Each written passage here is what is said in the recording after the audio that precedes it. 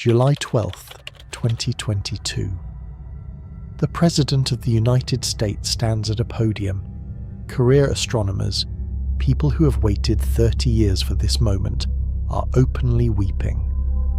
NASA has just switched on the most powerful telescope in human history. $10 billion, a mirror the size of a tennis court, and it works.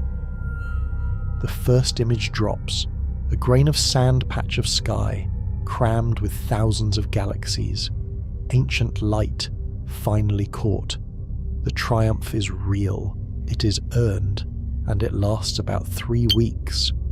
Because almost immediately scientists going through the data start noticing something small, something red, something that appears in every single image JWST sends back, no matter where in the sky it looks.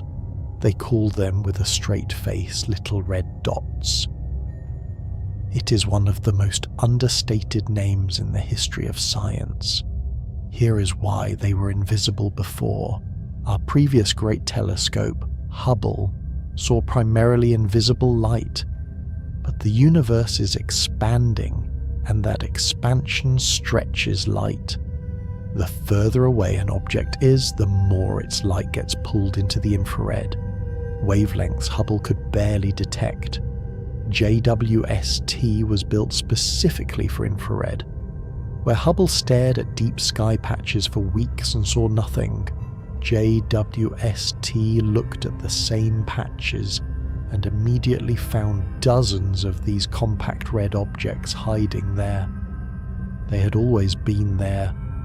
We simply lacked the eyes to see them, and that invisibility should have been our first warning that something strange was coming. To understand why the dots are alarming, you need to know the rulebook. Our best model of the cosmos, lambda-cdm, tells us the early universe should look like a construction site. Raw materials, slow assembly, small, chaotic, immature structures just beginning to feel gravity's pull. Think of it this way. You're an archaeologist excavating a site from 10,000 BC. You expect stone tools and fire pits. Instead, you find a skyscraper. Fully built, lights on. That is what we found. Objects as massive and mature as the Milky Way.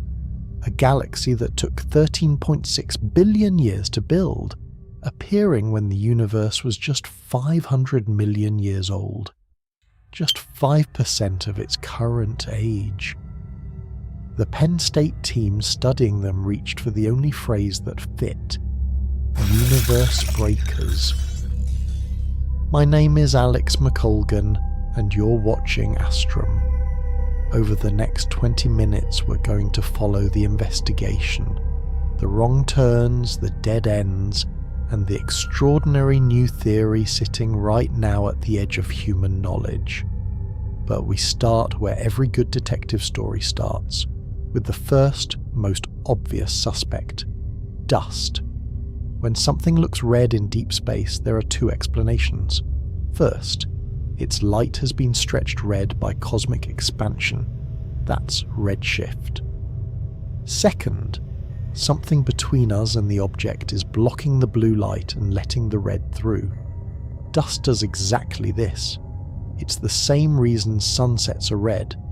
Dust and atmosphere scrub the blue, and only the long red wavelengths survive. The little red dots were both cosmologically redshifted and intrinsically red. So the first hypothesis was elegant. These are galaxies shrouded in thick clouds of dust. Dust eats the blue light. The object glows red. Mystery solved. Except dust cannot hide.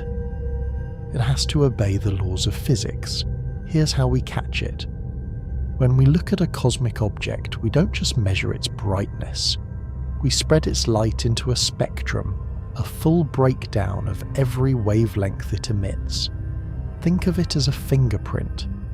Every type of object, a star, a galaxy, a black hole's feeding disk, leaves a distinct spectral signature.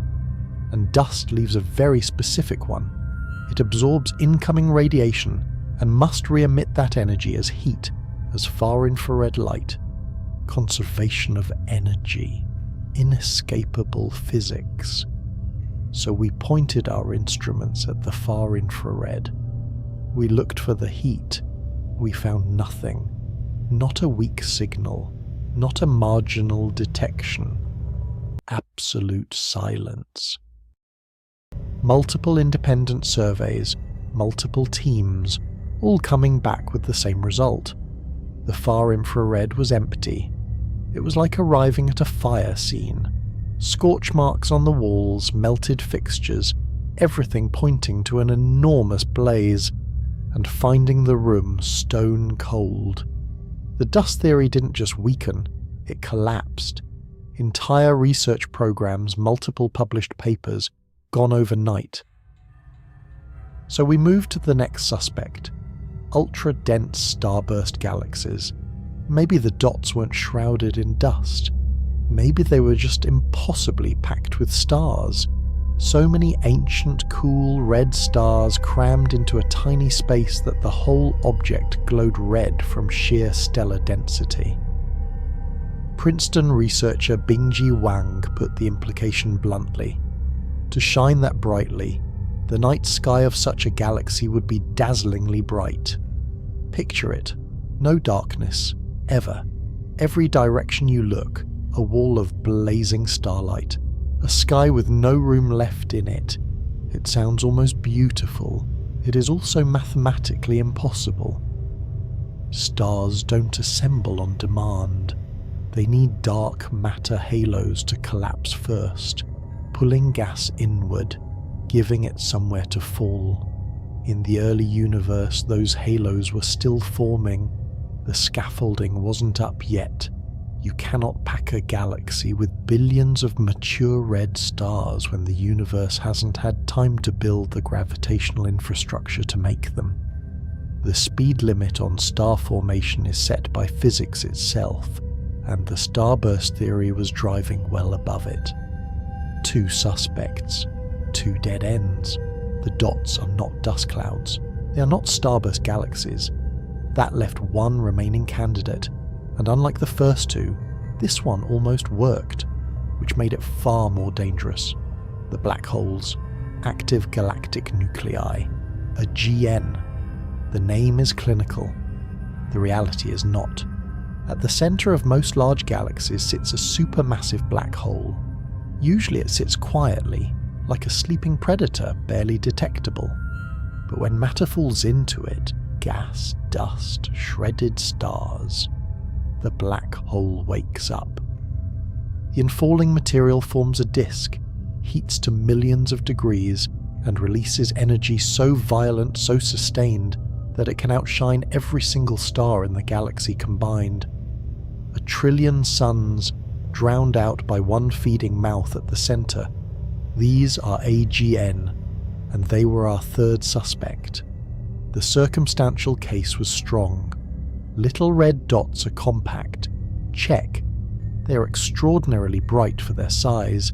Check. Spectroscopic data showed gas inside them moving at thousands of kilometers per second, exactly the kind of velocity you'd expect under a black hole's intense gravitational grip. Check. We weren't looking for the monster directly. We were reading the clues it leaves behind. Bent grass, scattered bones. Every sign pointed into that dark centre. Then we measured the mass, and the case cracked open in a completely different direction. In the local universe, the galaxies we can study up close, there is a tight, reliable relationship between a black hole and its host galaxy. The black hole is always roughly the same tiny fraction of the galaxy's total mass. It doesn't matter what kind of galaxy, it doesn't matter where in the universe. This ratio holds.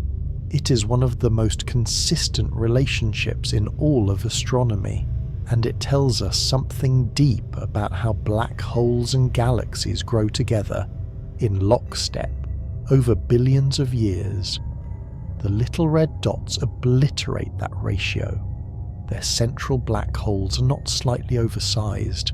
They are not modestly elevated. They are 1,000 times more massive than they should be relative to their host galaxies.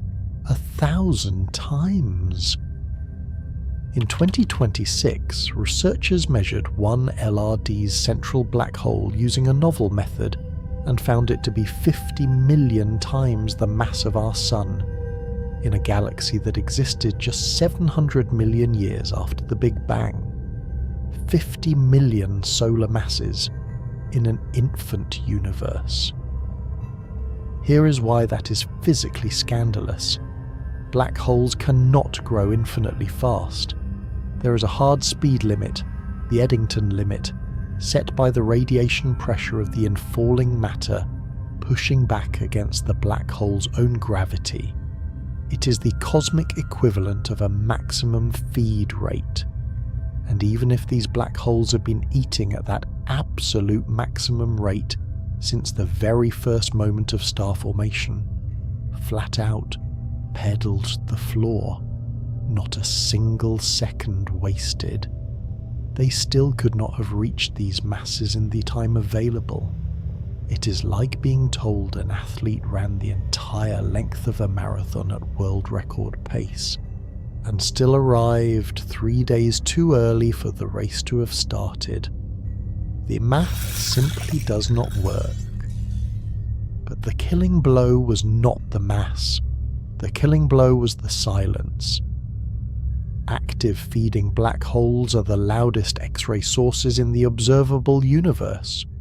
When matter spirals into an accretion disk at millions of degrees, it screams, not in visible light, not in radio waves, but in X-rays. Hard, penetrating, unmistakable X-ray emission is the primary signature of a feeding black hole. You cannot hide it. The physics does not allow it. We have an instrument built exactly for this, the Chandra X-ray Observatory, the most powerful X-ray telescope ever operated. We pointed it at the little red dots. We found nothing, not a whisper, not a marginal detection that could be argued over. Absolute, total, complete X-ray silence from objects that, if our black hole theory was correct, should have been among the brightest X-ray sources in the ancient sky. Think about what that means. Imagine you're tracking a fire-breathing dragon. You know how to find one. You follow the scorch marks, the burned villages, the melted rock, the heat haze in the air. Every indicator tells you the dragon was here, is here, must be here. You raise your eyes to the sky. Nothing, no fire, no roar, no heat. The dragon is breathing, or the scorch marks prove it, but in complete, impossible silence. Either something is wrapping these black holes in a cocoon so dense it traps even X-rays, which would require a gas envelope of almost unimaginable thickness, or these are not conventional feeding black holes at all. Neither answer fits anything in the existing playbook. By late 2024, the field is in genuine disarray. Dust, eliminated. The far infrared is empty. Starburst galaxies, eliminated. The physics of star formation forbids it. Supermassive black holes, almost works, and then falls apart on mass, on growth rate, and on a deafening X-ray silence that no standard model can explain. 3 theories, 3 dead ends, and thousands of these objects scattered across every JWST image, staring back at us with no label, no precedent, and no explanation. Then a team running a survey called RUBIES, Red Unknowns, Bright Infrared Extragalactic Survey, sifted through 4,500 galaxy spectra accumulated over an entire year of precious JWST time. And buried in that dataset, they found one object so extreme, so far outside every existing model, that it didn't just challenge the leading theories, it ended them. They named it the cliff. And it forced the entire field back to the drawing board. Between January and December 2024, a team of astronomers ran a survey called RUBIES, Red Unknowns, Bright Infrared Extragalactic Survey. Nearly 60 hours of James Webb Space Telescope time. Spectra collected from 4,500 distant galaxies. One of the largest spectroscopic datasets ever assembled with the telescope. In that entire dataset, they found 35 little red dots. And in those 35, they found one object that stopped everything. It sits in the constellation Cetus. Its light left its source 11.9 billion years ago. By the time it reached JWST's mirror, it had been travelling longer than the Earth has existed. And when the team spread that ancient light into a spectrum, breaking it apart wavelength by wavelength, reading its fingerprint, they saw something that had no right to be there. A cliff.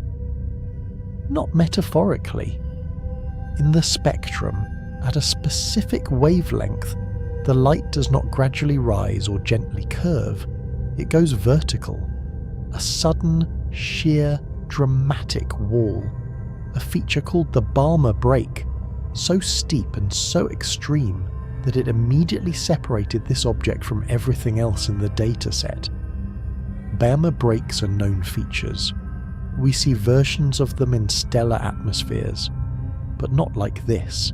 Nothing like this.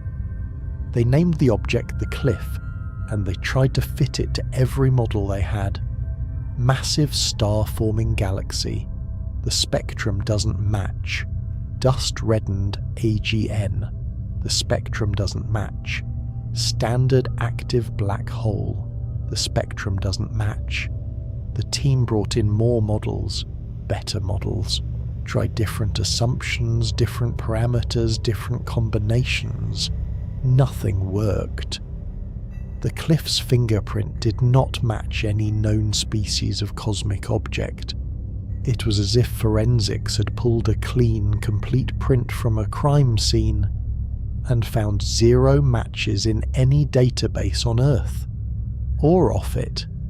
Anna de Graaf, the lead researcher at the Max Planck Institute for Astronomy, said it plainly. The extreme properties of the cliff forced us to go back to the drawing board and come up with entirely new models. Not to adjust the existing models, not to tweak a parameter, entirely new models. That sentence is either quietly devastating or quietly thrilling, depending on your relationship with the unknown. For us, following this investigation, it is both. So, what is the cliff? What are the little red dots? Here is the theory that currently fits the data better than anything else proposed. And to understand it, picture a Russian nesting doll, a matryoshka. You open the outer doll. Inside is another. Inside that, another. Each layer is distinct. Each layer hides what's beneath it. And the outermost surface tells you almost nothing about what's at the core. Layer 1, the core. At the very center sits a supermassive black hole, actively feeding, devouring and falling matter at an extreme rate. Normally this process is violent and loud. This is what powers AGN. This is what should be screaming in X-rays. Layer 2, the accretion disk. The matter spiraling into the black hole forms a superheated disk, millions of degrees, blazing with high-energy radiation. In a normal AGN, this radiation escapes. It floods out into space. It is detectable across the universe, but not here, because here there is a third layer, layer 3, the envelope. Surrounding the accretion disk, surrounding the entire system, is a massive, dense, turbulent sphere of hydrogen gas. not a thin shell, a deep, thick, roiling cocoon. And this envelope does something remarkable. It traps the X-rays.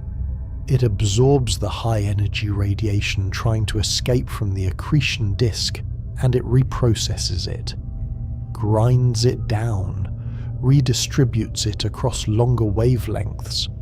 What emerges from the outside of this system is not the X-ray scream of a feeding black hole. It is the gentle, cool, red glow of what looks spectrally almost exactly like the atmosphere of a low-mass cold star. Inside, millions of degrees. Outside, the quiet signature of something barely stellar. A black hole wearing the face of a star. This object, a supermassive black hole embedded inside a massive gas envelope that makes the whole system mimic a star, is called a black hole star. Theorized in concept before, but never confirmed, never observed. A class of object that, until JWST, we had no evidence actually existed in the universe.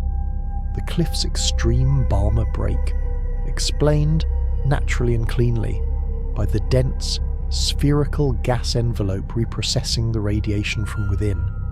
The X-ray silence, explained. The envelope is swallowing them. The impossible brightness, explained. The black hole at the core is an engine of extraordinary power, and the envelope is converting that power into exactly the kind of light we see. For the first time, a model fits, not perfectly, not completely, but closer than anything that came before. The cosmic disguise, unmasked. But here is where the story gets even stranger, because not everyone agrees this is a black hole at all. In January 2026, Dhruv Nandal and Abraham Loeb published a study in the Astrophysical Journal, proposing something that sounds, on first hearing, almost mythological.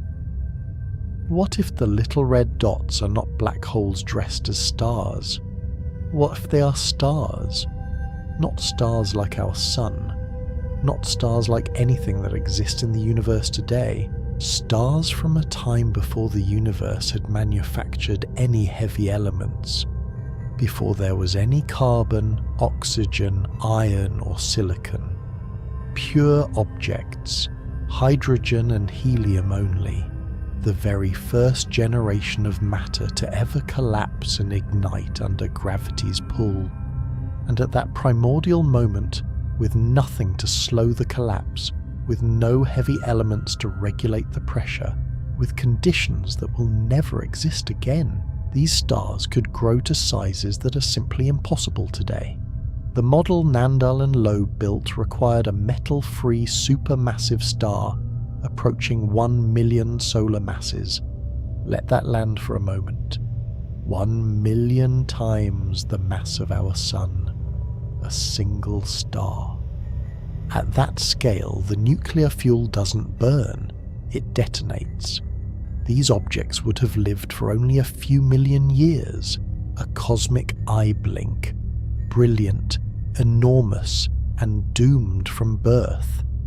And when they died, when the fuel ran out and the core could no longer hold against its own gravity, they would not explode like ordinary stars. They would collapse directly into supermassive black holes, whole in one catastrophic implosion. Think about what that means in context. The black hole at the center of our Milky Way is 4 million solar masses. The monster at the center of the galaxy M87, the first black hole ever photographed, is 6.5 billion solar masses. Where did those come from? How did black holes of that scale grow so quickly in the early universe? These primordial giants may be the answer. Not just one of the little red dots, potentially all of them. An entire population of million solar mass stars blazing briefly at the edge of the observable universe and then collapsing into the seeds of every supermassive black hole that has ever existed, including the ones anchoring the galaxies we live in today, the parents of every monster in the cosmos. So where does that leave us? Right now, in the spring of 2026, astrophysics is split between two ideas that are each, independently, extraordinary. Either the little red dots at black hole stars, a confirmed new class of cosmic object, supermassive black holes wrapped in gas envelopes so thick they masquerade as cold, quiet stars, hiding their violence behind a perfect disguise. Or they are primordial supermassive stars, the universe's first and only generation of million solar mass objects, metal-free, short-lived, and cosmically inevitable, collapsing into the black hole seeds that grew into everything we see today. Both ideas fit significant portions of the data. Both ideas require us to add something entirely new to our understanding of what the universe can produce. And both ideas are right now being tested with new JWST observations of the cliff already approved and scheduled. Fabio Pacucci of the Harvard-Smithsonian Center for Astrophysics put it simply: little red dots have become, quite unexpectedly, the hottest topic in astrophysics today. That is an understatement of considerable magnitude. But even as we close in on what these objects are, a deeper question remains, one that neither theory has fully answered, one that may, in the end, be the most unsettling part of the entire story. The little red dots existed in enormous numbers for about 1 billion years, and then they vanished, completely without a trace. Where did they go? Here is the final fact, the one that sits underneath everything else like a cold current. The little red dots were everywhere, hundreds of them, across every JWST survey, in every corner of the ancient sky. They dominated the first 1 billion years of cosmic history, forming in enormous numbers around 600 million years after the Big Bang, blazing through their brief and violent existence, and then, roughly 1.5 billion years in, gone, not reduced, not faded, gone. Hubble spent 30 years photographing the nearby universe, the modern universe, the cosmos as it exists today. In all that data, across all that sky, there is not a single object that resembles a little red dot. No analogues, no descendants, no echoes.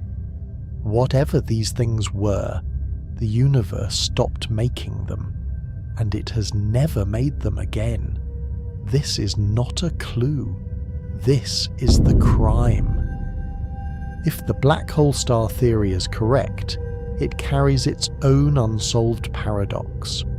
A black hole at the center of a gas envelope does not coexist peacefully with that envelope. It devours it. The black hole eats its own disguise. For the object to persist, something must constantly replenish the gas. Something must keep feeding the mask back onto the monster's face. What was that mechanism? We don't know. How long could it sustain itself? We don't know. What shut it off? We don't know. The dragon ate its own armour, and we cannot explain how it kept getting more, which leaves us with two possibilities. Both are, in their own way, staggering. Possibility 1, they are still here, not as little red dots, that phase is over, but transformed. The primordial stars collapsed. The black hole stars consumed their envelopes. The objects that once lit up the infant universe imploded into supermassive black holes, which then grew and merged and settled into the centers of the galaxies that formed around them. the 4 million solar mass black hole sitting at the heart of our own Milky Way, silent, invisible, detectable only by the stars orbiting it, may be the direct descendant of one of these ancient blazing monsters. They didn't vanish. They became the foundations everything else was built on. They are inside us, cosmically speaking. Possibility 2, they were a one-time event. The early universe had something it will never have again. Pristine hydrogen, no heavy elements, specific dark matter conditions, a density and temperature that existed only once, in a window that lasted roughly 1 billion years. The little red dots were not just rare, they were unrepeatable. A magic trick the universe performed once, at the beginning, and then the conditions that made it possible evaporated forever. We are not their descendants. We are simply the generation that finally built a telescope good enough to see the photographs. Both possibilities are live. Neither is proven. The investigation continues. Here is what we know for certain. For 30 years, our best models told us what the early universe looked like. We were confident. We had evidence. We had a rulebook, lambda-cdm, that had survived every test thrown at it. Then we built a better telescope, and in its very first images, scattered across the sky like a warning, were hundreds of tiny red objects that the rulebook said should not exist. 4 years later, with thousands of scientific papers published, with 60 hours of precious telescope time spent, with the world's best astrophysicists debating new physics from Harvard to the Max Planck Institute, we still do not have a final answer. We have 2 extraordinary theories, one haunting disappearance and a set of open questions that will define the next decade of cosmology. Joel Leisure of Penn State, one of the scientists who first called these things universe breakers, said it best. The universe is much weirder than we can imagine, and all we can do is follow its clues. For centuries, cartographers mapping the edges of the known world wrote 4 words in the blank spaces where their knowledge ran out. Here be dragons.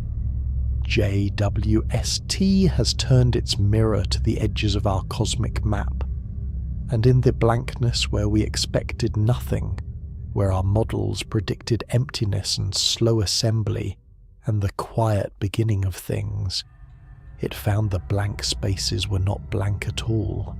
The dragons are real, they are small, they are red.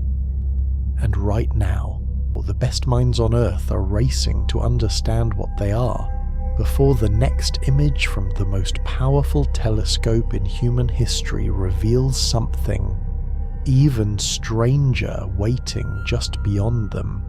This is the frontier. It has never been more open, and we are only just beginning.